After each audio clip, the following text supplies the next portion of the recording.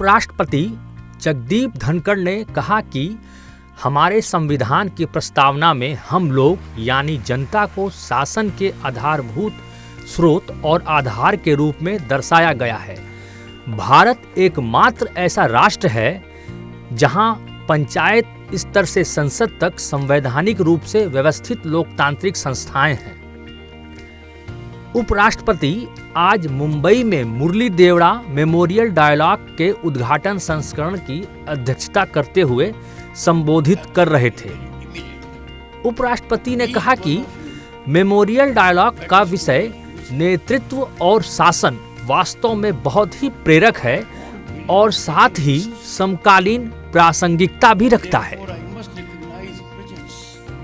The theme leadership and governance is indeed thought-provoking, as also of huge contemporaneous relevance. Bharat, home to 1/6 of humanity, is the oldest, largest, and most vibrant and functional democracy. Ladies and gentlemen, Bharat is the only country in the world that has structured democracy, structured by constitution, at the village level up to the national level. Ladies and gentlemen, first I seek to focus on the source of governance in democracy. Our Constitution's preamble indicates we the people as the foundational source and premise of governance. Preamble of the Constitution also reveals purpose of governance being justice, equality, fraternity for all. We must appreciate the contours of we the people, the ultimate repository of sovereignty, a sovereignty which we cannot afford either to dilute or to be taken away. We the people through electoral platforms constitute parliament, legislatures, panchayats, municipalities, elect the president and the vice president. The sanctity of this repository of sovereignty is essential for democratic governance. Imagine what will befall us if we are deprived of our sovereignty. The integrity of we the people in the present times is being stressed and challenged. And the challenge is surfacing in multiple ways. Leadership faces a daunting task to preserve and sustain this. उपराष्ट्रपति ने देश में अवैध घुसपैठ की समस्या की ओर ध्यान दिलाया। उन्होंने अवैध प्रवासियों के मुद्दे को देश के विकास और सुरक्षा की चुनौतियों से जुड़ा हुआ बताया। Let me advert to some worrying trends. There are many. I am referring only to some. The nation houses millions of illegal migrants, causing a demographic upheaval. Millions of illegal migrants are in this country, making a huge demand on our health services, education services. They are depriving our people of employment opportunities. Such elements have alarmingly secured electoral relevance in some areas, and their securing electoral relevance is sapping the essence of our democracy. Emerging dangers can be evaluated through historical reference, where nations were stripped of their ethnic identity by similar demographic invasions. As a matter of fact, there are countries where demographic invasion resulted in complete eclipse of ethnicity, where ethnicity was in complete majority. Ladies and gentlemen, this malaise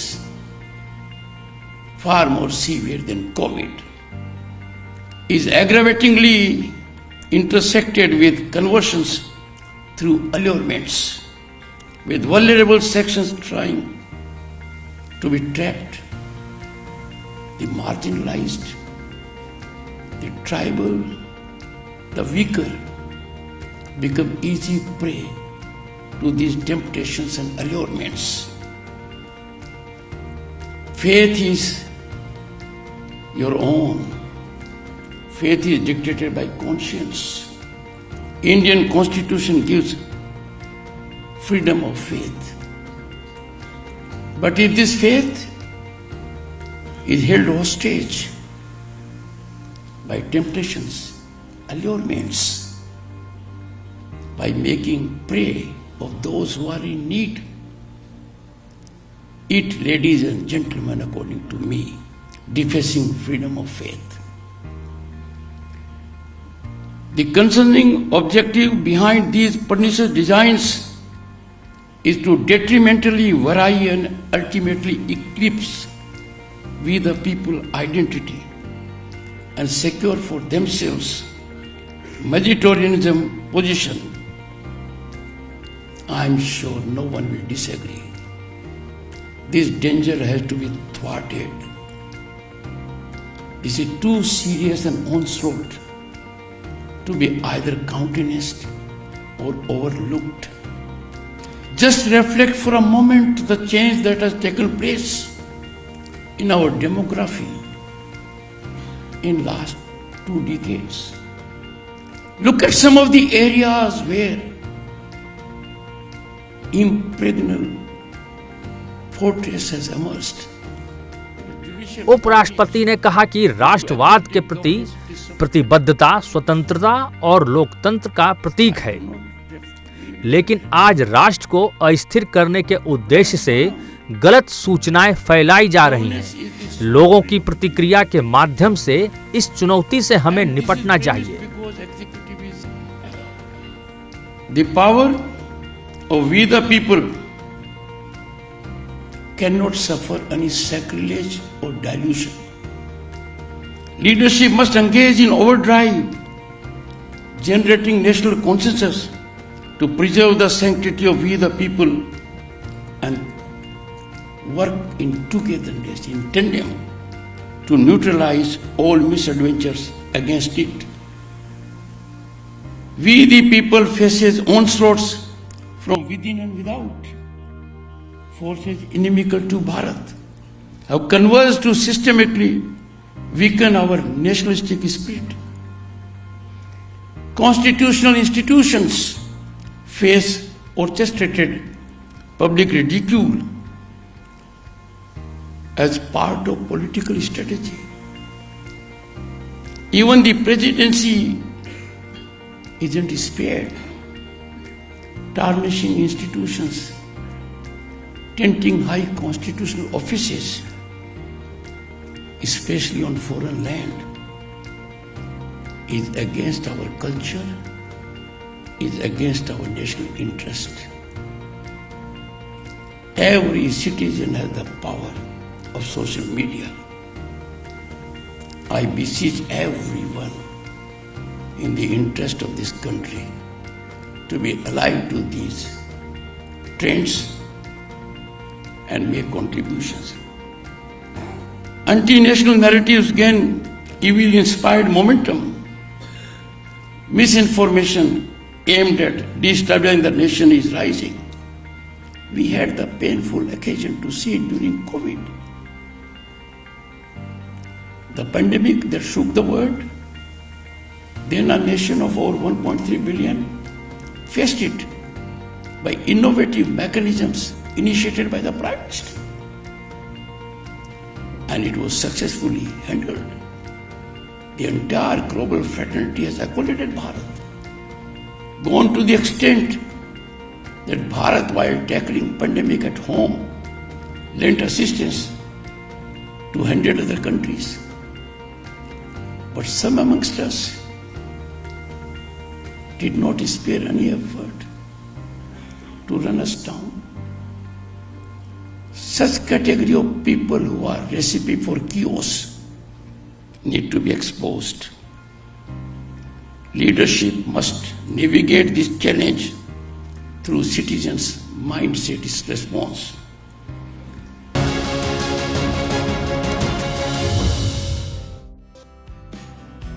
प्रधानमंत्री नरेंद्र मोदी ने उत्तराखंड के हरसिल में track और bike rally को हरी झंडी दिखाने के बाद शीतकालीन पर्यटन कार्यक्रम में भाग लिया। इस मौके पर लोगों को संबोधित करते हुए प्रधानमंत्री ने कहा कि उत्तराखंड की भूमि, जिसे देवभूमि के रूप में जाना जाता है, आध्यात्मिक ऊर्जा से ओतप्रोत है। उत्तराखंड की ये भूमि, हमारी ये देवभूमि आध्यात्मिक ऊर्जा से ओतप्रोत है। चार धाम और अनंत तीर्थों का आशीर्वाद, जीवनदायिनी मां गंगा का ये शीतकालीन गद्दी स्थल आज एक बार फिर यहां आकर आप सब अपने परिवारजनों से मिलकर मैं धन्य हो गया हूं।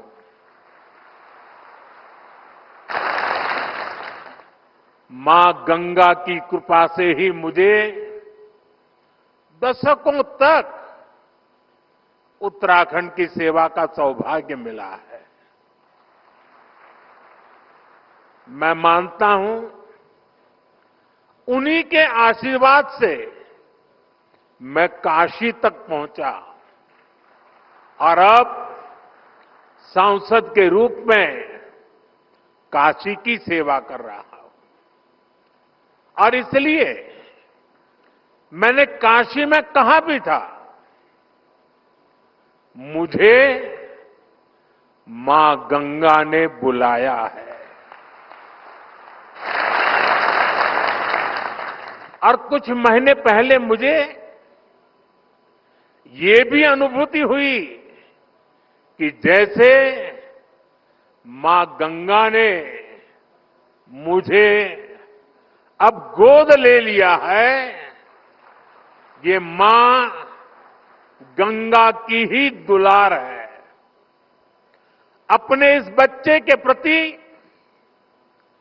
उनका स्नेह है कि आज मैं उनके मायके मुखवा गांव आया हूं।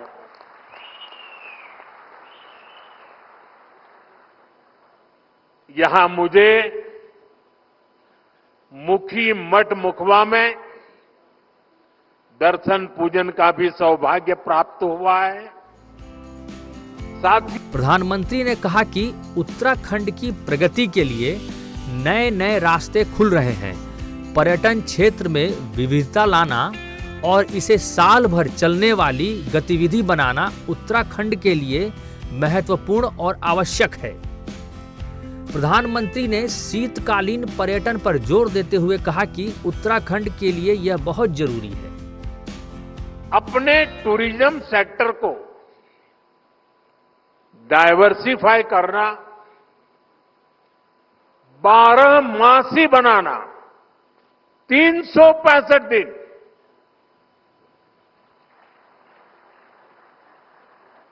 ये उत्तराखंड के लिए बहुत जरूरी है।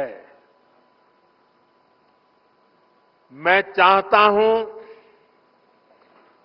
कि उत्तराखंड में कोई भी सीजन हो, कोई भी सीजन ऑफ सीजन ना हो, हर सीजन में टूरिज्म ऑन रहे। अब ऑफ नहीं, ऑन का जमाना। अभी पहाड़ों पर पर्यटन सीजन के हिसाब से चलता है।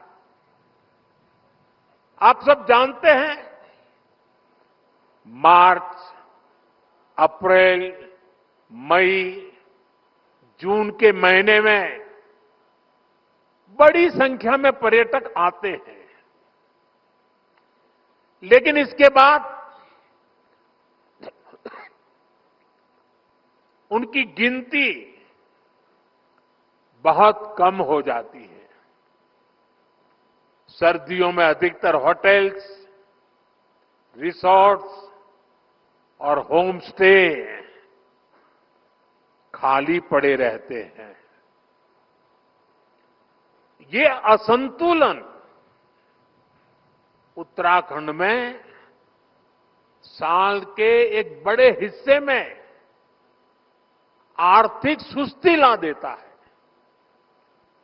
इससे पर्यावरण के लिए भी चुनौती पैदा होती है। उत्तराखंड में शीतकालीन पर्यटन को बढ़ावा देने का आह्वान करते हुए प्रधानमंत्री ने राज्य के पर्यटन क्षेत्र के सभी हितधारकों से आगे आने का आह्वान किया। दुनिया के कई देशों में विंटर टूरिज्म काफी पॉपुलर है। उत्तराखंड में विंटर टूरिज्म को बढ़ावा देने के और इसके लिए हम ऐसे देशों से बहुत कुछ सीख सकते हैं। मैं चाहूंगा उत्तराखंड के टूरिज्म सेक्टर से जुड़े सभी स्टेक होल्डर्स, होटल और रिसोर्ट्स उन देशों की जरूर स्टडी करें। अभी मैं यहां एक छोटी सी प्रदर्शनी लगी है, उसको मैंने देखा, बहुत प्रभावित करने वाला मुझे लगा। जो कल्पना की गई है, जो लोकेशंस तय किए गए हैं, जो आधुनिक रचनाएं खड़ी की जा रही है, एक एक लोकेशन का एक एक चित्र इतना प्रभावित करने वाला था, जैसे मन कर रहा था मेरी 50 साल पुरानी वो जिंदगी के दिन मैं फिर एक बार यहां आपके बीच आकर के बिताऊं और हर डेस्टिनेशन पे कभी जाने का मौका तलाशूं। इतने बढ़िया बन रहे। मैं उत्तराखंड सरकार से कहूंगा कि जो विदेशों से स्टडी हो और स्टडी से निकले एक्शनेबल पॉइंट्स पर सक्रिय रूप से काम करें। प्रधानमंत्री ने इस मौके पर मुखवा में मां गंगा के शीतकालीन गद्दी स्थल पर पूजा अर्चना और दर्शन भी किए। प्रधानमंत्री ने यहां एक प्रदर्शनी का अवलोकन भी किया।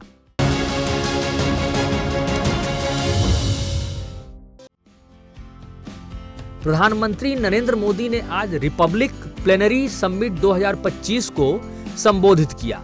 इस मौके पर प्रधानमंत्री ने कहा कि कोई भी लक्ष्य ऐसा नहीं होता जिसे पाया नहीं जा सके। लिमिटलेस इंडिया विषय में आयोजित समिट में प्रधानमंत्री युवाओं को राजनीति में भागीदारी बढ़ाने की बात कही। उन्होंने कहा कि जब देश का युवा नेशनल डिस्कोर्स में इन्वॉल्व होता है तो विचारों में नवीनता आती है, वह पूरे वातावरण में एक नई ऊर्जा भर देती है। हम दुनिया की 5वें नंबर की इकोनॉमी बने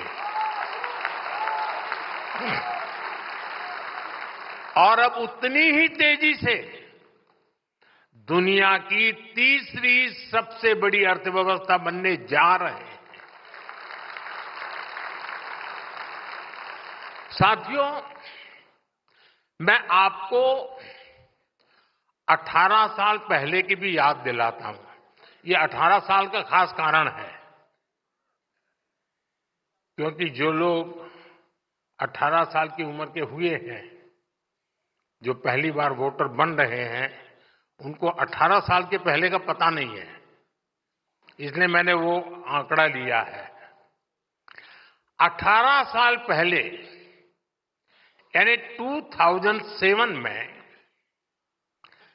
भारत की annual GDP 1 lakh crore dollar तक पहुंची थी। यानी आसान शब्दों में कहें तो ये वो समय था जब एक साल में भारत में 1 लाख करोड़ डॉलर की इकोनॉमिक एक्टिविटी होती थी। अब आज देखिए क्या हो रहा है। अब 1 क्वार्टर में ही लगभग 1 लाख करोड़ डॉलर की इकोनॉमी एक्टिविटी हो रही है। इसका क्या मतलब हुआ? 18 साल पहले के भारत में साल भर में जितनी इकोनॉमिक एक्टिविटी हो रही थी उतनी अब सिर्फ 3 महीने में होने लगी है। प्रधानमंत्री ने कहा, आज भारत दुनिया की ग्रोथ को आगे बढ़ाने में अहम भूमिका निभा रहा है। जब देश का युवा नेशनल डिस्कोर्स में इन्वॉल्व होता है तो विचारों में नवीनता आती है। वो पूरे वातावरण में एक नई ऊर्जा भर देता है और यही ऊर्जा इस समय हम यहां महसूस भी कर रहे हैं।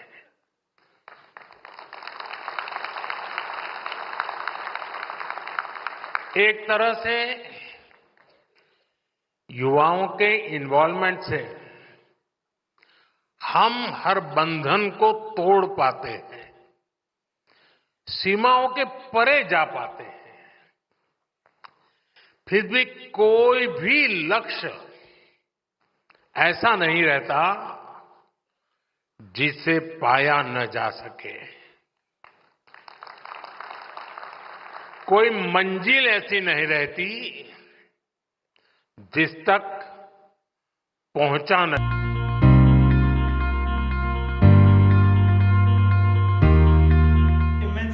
लोकसभा अध्यक्ष ओम बिरला ने आज दिल्ली में Shri Ram college of commerce के बिजनेस कॉन्क्लेव के उद्घाटन सत्र को संबोधित किया। विकसित भारत के सपने को पूरा करने में नौजवानों को महती भूमिका का जिक्र करते हुए लोकसभा अध्यक्ष ने चुनौतियों को अवसर में बदलने का आह्वान किया।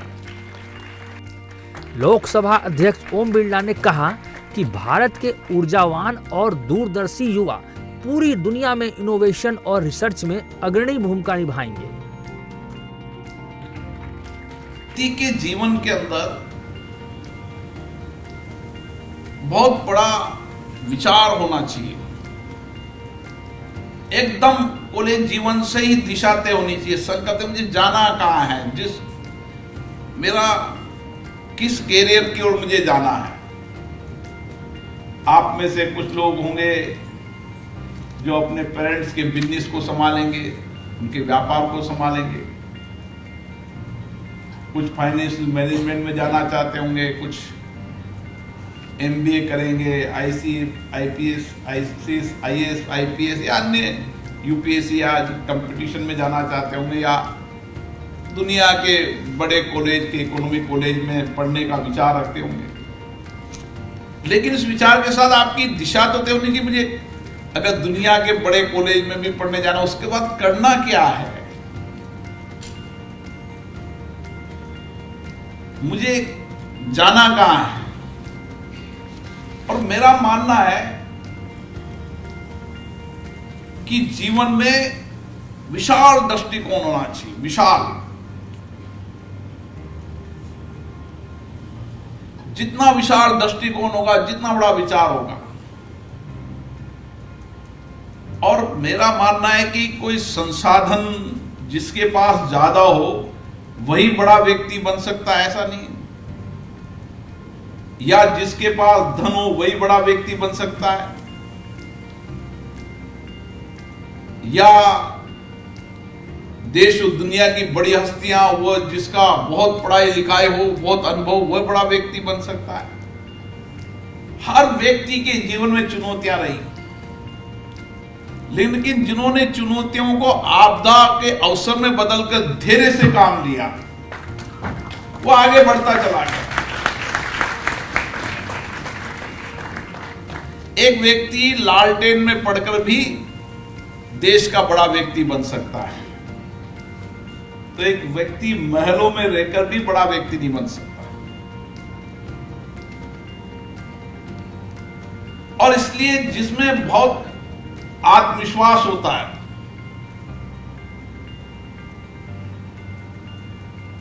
बहुत सोच का दायरा बड़ा होता है। हमें क्या शिक्षा देती है, आखिर पढ़ाई क्या देती है, हमें एजुकेशन क्या देती है। हम शिक्षा में पढ़ ले, पास कर ले, उसके बाद क्या प्राप्त करते हैं। किताब पढ़ी हमने, एग्जाम दिया, पास हो गए। मैंने भी एग्जाम दिया, 2 दिन पढ़ के पास हो गया। आप बड़े एग्जाम दे के पास हो गए। भाई केवल बीबीए, बीकॉम या मास्टर में उत्तीर्ण होना ही हमारा लक्ष्य नहीं है। हमारा अगर दृष्टिकोण इतना सा ही रहा कि मैं केवल परीक्षा देनी है, परीक्षा में पास होकर आगे निकलना है, तो ये बहुत संकुचित दृष्टिकोण है हमारा। ये समय जीवन का व्यापक दृष्टिकोण, व्यापक बदलाव। जैसे हमारे बलिया के ने कहा ना कि बदलाव क्रांति की धरती, बदलाव जीवन में होना चाहिए। हर समय, हर व्यक्तित्व में, हर क्षण मैं ही दुनिया के अंदर बदलाव कर सकता हूं। मेरे में ही क्षमता है, मेरे में सामर्थ्य है। यह आत्मविश्वास जीवन में हर व्यक्ति को होना चाहिए, और जिसमें यह आत्मविश्वास होता है वही बदलाव लाता है। इसलिए जिद होना चाहिए, लेकिन सकारात्मक दिशा की ओर जिद होना चाहिए। लोकसभा अध्यक्ष ने बदलती दुनिया के साथ तकनीक के क्षेत्र में होने वाले बदलाव को भी अपनाने का आह्वान किया।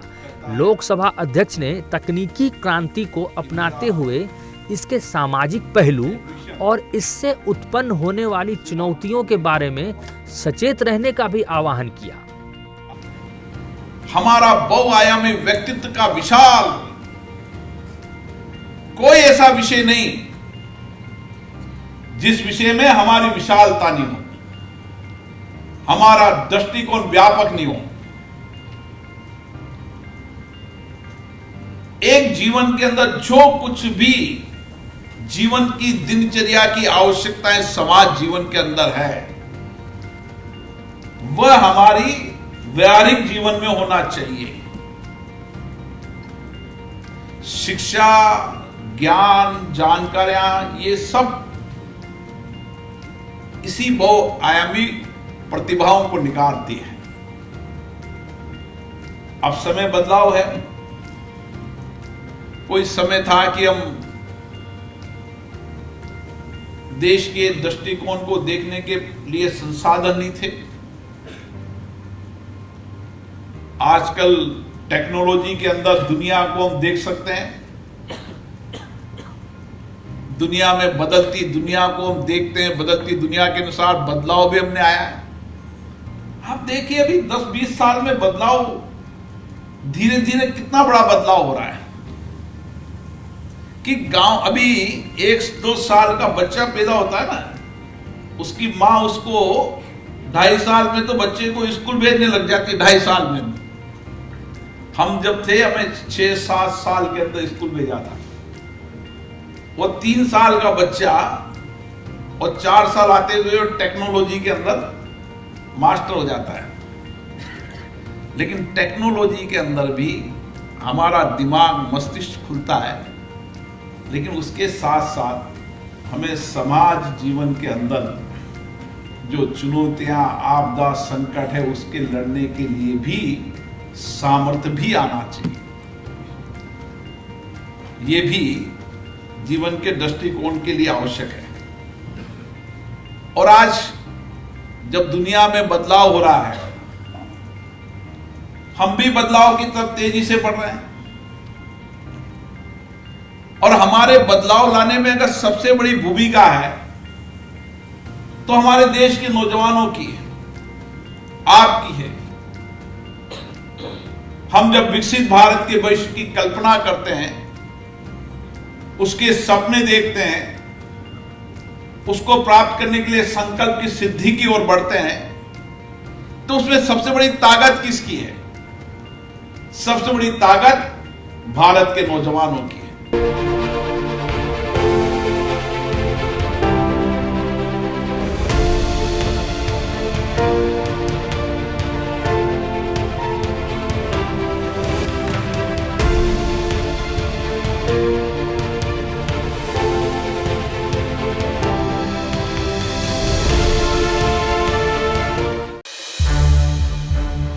संसद टीवी के और भी प्रोग्राम्स देखने के लिए सब्सक्राइब करें हमारा YouTube चैनल और हाँ, इन्हें लाइक और शेयर करना ना भूलें।